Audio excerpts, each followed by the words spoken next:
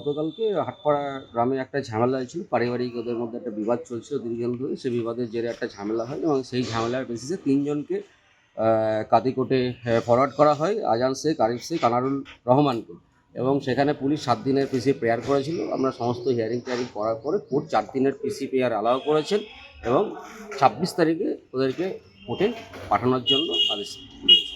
Already আমাদের 3 জন arrest হয়েছে, একটা উদ্ধার হয়েছে। 3 জনকে অলরেডি, একজনকে তো ওখান থেকেই ধরা হয়েছিল মূল অভিযুক্তকে। তার বাইরে এফআইআর নেমড 9 জন ছিল। 9 জনের মধ্যে কালকে গত রাত ডিয়ার অফ দি রেড হয়েছে under the supervision of SDPO. 2 জনকে আর অ্যারেস্ট করা হয়েছে।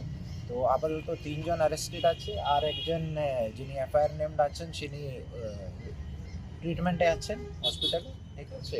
তো সেটা মিলে 4 জন হয়ে যাবে, কিন্তু উনি যেহেতু এখনো ট্রিটমেন্টে আছে, যেহেতু এফআইআর নেমড আছে, এখন আমি ওই সংক্রান্ত বলছি না, কিন্তু 3 জনকে আমরা আপাতত অ্যারেস্ট করতে পেরেছি। বাকি 6 জন, 5 জন যারা থাকলো তার জন্য এলাকায় রেড চলছে, কেউ ছাড়া পাবে না ওর মধ্যে। প্রাথমিক তদন্তে কি মনে হচ্ছে, কি কারণে এই ঘটনা হলো? এখন অবধি আমরা, যেহেতু তদন্ত চলছে, এখন অবধি যা পেয়েছি প্রিলিমিনারি ইনভেস্টিগেশনে, মূলত জমি নিয়ে বিবাদ দুটো পরিবারের মধ্যে।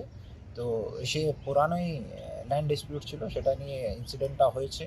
তাও কি নিয়ে হয়েছে সেটা বেশি গুরুত্বপূর্ণ না, ঘটনাটা হয়েছে, ঘটনার উপরে অ্যাকশনটা হবে। আমি আর্মস কি রিকভারি হয়েছে ওখানে? অনেক কটা আর্মস একটা আমরা পেয়েছি, সেটা একটা তো পরিবারের লোক তুলে দিয়েছে। এখন কালকে যা রেড হয়েছে, 2 জন অ্যারেস্ট হয়েছে, তাদের কাছ থেকে আপাতত জানা নেই। ওদেরকে আমরা পুলিশ কাস্টাডি এর জন্য প্রেয়ার করছি। তারপরে যা তদন্তই যা পাবো আমি আপনাদের সাথে শেয়ার করব। এফআইআর কি ওয়ান সাইড হয়েছে না বোথ সাইড হয়েছে? এখন one side. One side. One side. নির্বাচনের সময়